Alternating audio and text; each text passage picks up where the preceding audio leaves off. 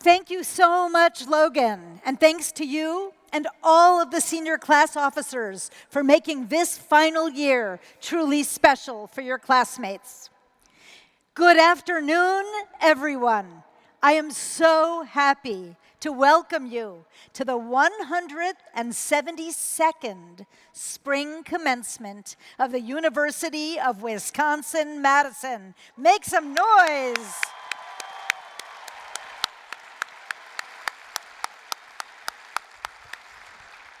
Now, for family and friends who've never before been inside our historic Camp Randall Stadium, this is the only place in the country where football has 5 quarters and everyone gets to jump around.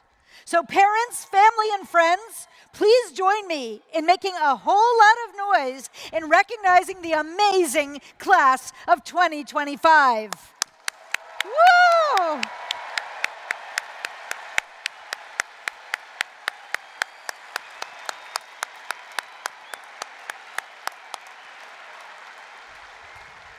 Now, graduates, you walked through those gates as students. In just an hour or so, you'll walk through them again, but this time as alumni, part of our big worldwide Badger family, nearly 500,000 strong. Now,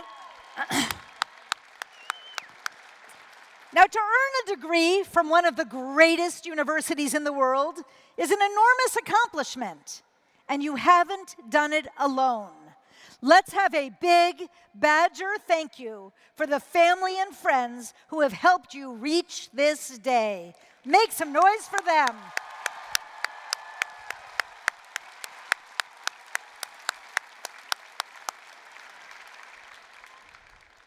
Now, for a number of you, there are also friends, colleagues, and family members that you're missing today, whose love and support helped bring you to this place. We remember them as well.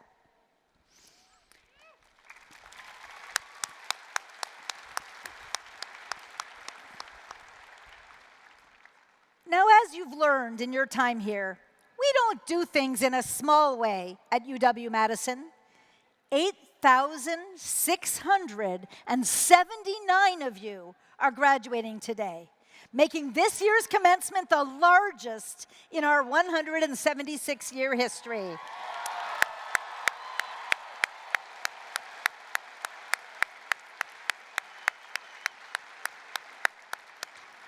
Now, 186 of you will be awarded law degrees today. Where are our law school graduates? Make some noise and congratulations.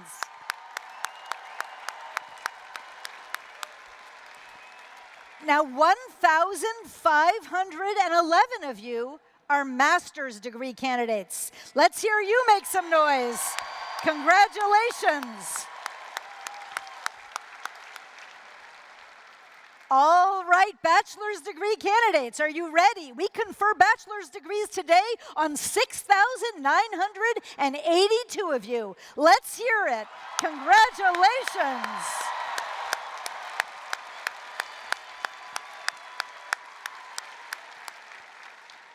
And please join me in giving an especially warm welcome to a person who's figured out how to make a living doing what many of us do for free, explaining why Badger athletes and Badgers in general are the best in the Big Ten.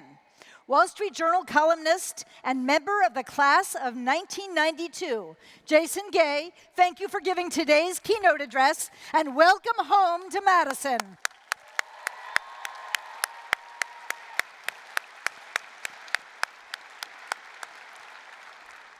I suspect in just a few minutes, Jason may have something to say about our Badger women's hockey team that's won, not 2, not 5 national championships, but 8, a record-breaking 8.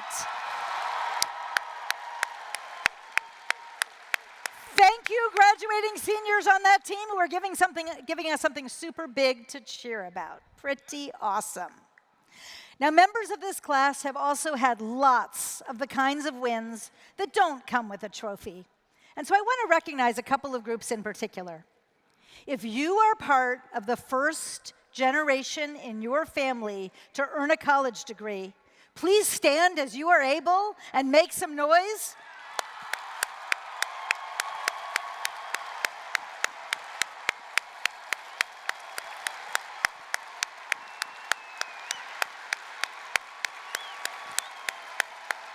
We are so proud of you. Now, if you are a veteran of the United States Armed Services or serving on active duty in the reserves, whether you're down here graduating or up in the stands, please stand as you are able so we can thank you for your service to our country.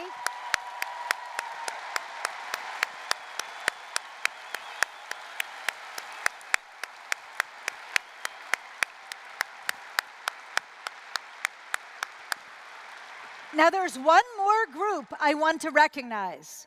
We are very proud to be a public university and Wisconsin's flagship.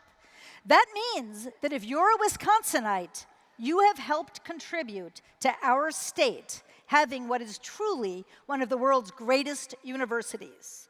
So if you're a taxpayer here in our great state of Wisconsin, seriously, will you please stand up so we can recognize and appreciate that you helped build this university?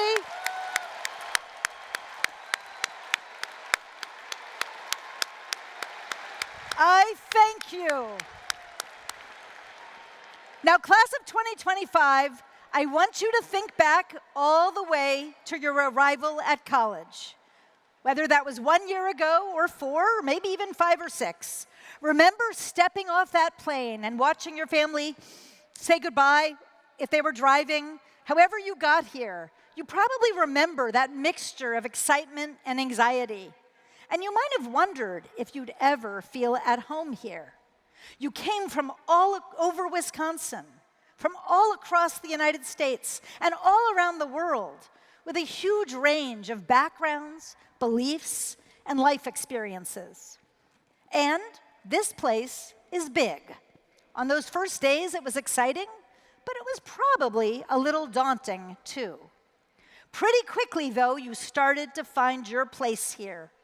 Doing a class project, or on a team, or at the union, or out with the hoofers, or at the Red Gym, or at in one of our 1,000 student organizations, or maybe over in Ian's Pizza late at night with your roommates. One way or another, you found your people and your places, and pretty soon you did feel at home. But that isn't to say you always found people who necessarily agreed with you. In fact, an essential part of your UW-Madison education has been learning to find ways to connect, not disconnect, and to engage, not disengage, and to do that even when you disagreed, to move beyond bubbles and beyond echo chambers. And that's important. You are stepping into a world that is both deeply complex and distressingly polarized, and you have the power to do something good in that world, especially if you can find ways to work with people you might not always agree with.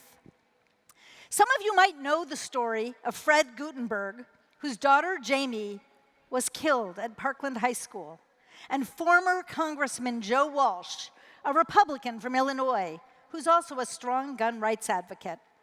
The two spent years sparring on social media, but that changed when the congressman posted a message that said, in essence, "I disagree with Mr. Gutenberg, but I respect him." That led to a phone call, which led to dinner, and eventually a friendship. And then the two of them spent months touring the country, including some college campuses, as two dads defending democracy, to model civil conversations on difficult topics, something they believe is critical for our democracy. I'm inspired by how many of you believe that too. I've seen the way that so many in this class have been deeply involved in similar work, reaching across your differences to have civil conversations about hard topics. That often happened in your classrooms, and in your research projects, in your experiential learning, as well as in so many other spaces. Some of you were part of our very first deliberation dinners, where you discussed controversial topics with classmates whose ideas and perspectives may have been very different from your own. Some of you jumped on board with a new student organization called UW-Madison, where you got to practice listening, debating, and compromising. Still others of you were part of the Bridging the Divide initiative, whose slogan is replacing snark with conversation, tweets with talk, and scrolls and likes with face-to-face dialogue.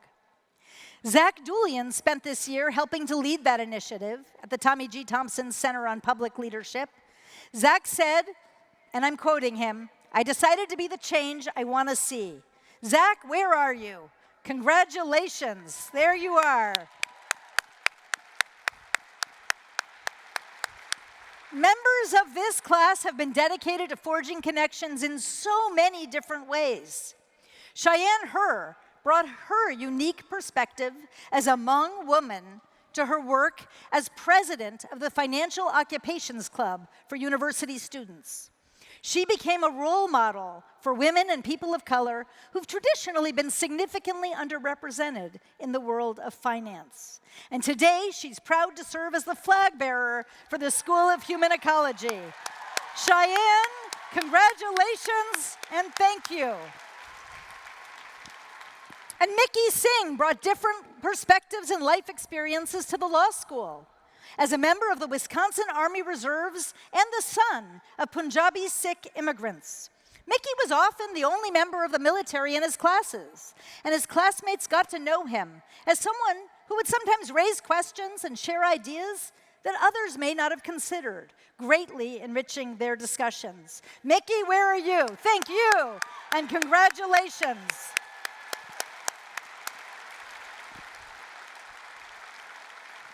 So graduates, as you head off into your next chapter, it's going to sometimes feel easier and more comfortable to retreat into your bubble, especially given the polarization and sometimes vitriol so often present around you. I urge you to resist that. Whatever issue you care about, whatever your perspective, speak up and fight fiercely for what you believe in. But don't shut people out who may see the world differently. Instead, embrace the pluralism around you and see what happens when you welcome others in with curiosity before judgment. Part of what I hope you've learned here is that you can work together to do something meaningful in the world, even when you disagree. Put differently, you don't have to agree on everything in order to get something important done together. Because we're not going to reach a place where we can make things better without a genuine effort to recognize our shared humanity. And that is the best and perhaps the only way to build lasting change. And you graduates, you are our future. Class of 2025, you have shown us that you are brilliant. You have shown us that you care about the world. You have shown us that you are resilient and resourceful. You have shown us that you care about each other. So I am thrilled to see you take all of those experiences with you as you go forth as proud Badgers. Class of 2025, we are so very proud of you. And so congratulations to every one of you, and on Wisconsin. Thank you.